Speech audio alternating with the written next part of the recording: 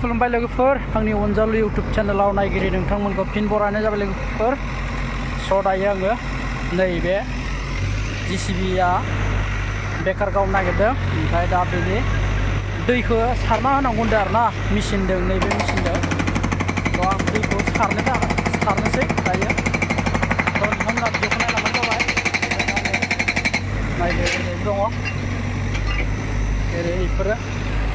final जागाया two लाइननि खामानि लोगोफोर दै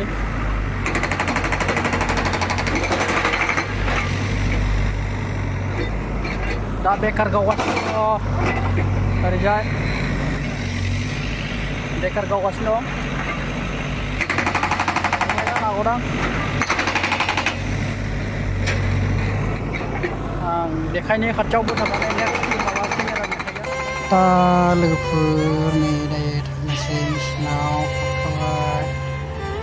मेचिन सालायनोसै आरो ओमफ्राय दैखौ सारना होनोसै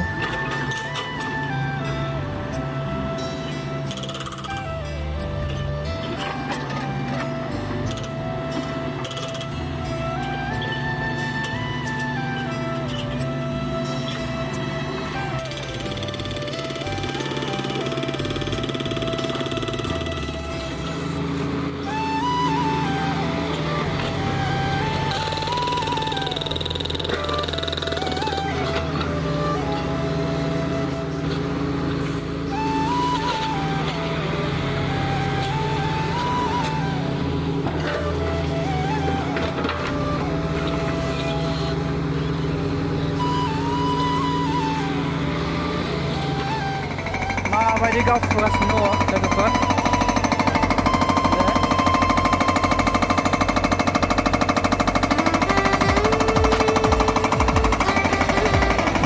बिराद भाइब्रेसन जायो आरोना बे बुस्थुआ मानसियाथ' फैजाने 10 समसोबाबो गब्लंलांगोनदां दसेनो ओरैबायदि डेन्जार बुस्थु बेयो फाखा गावफुग्रा बेकार बुङो बिनि नामखौ बेकार जिसिबियावबो लगायनो हाबावबायसो बेकार दानिया आरो खायसे आरो ट्रेक्टरावबो लगायजाबावोसो नैबे हुन्डाइनि जेनाखि दंना बियो ट्रेक्टरावबो खिथिंथिंजाय लगायजाबावोनो थ' नै सारखांबायानो लोगोफोर ओमफ्राय आं नैबे मेचिनखौ सालायफैदों आं साननैसो सालायफैदों थ' दिनैबा गाबोन थांनाय जागोन आरोना न'आव लोगोफोर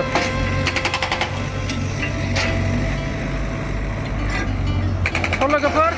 नेक्स्ट भिडिअ लोगो मोनफिनसिगोन नोंथांमोनखौ चेनेलाव गोदानबा चेनेलखौ साबस्क्राइब खालाम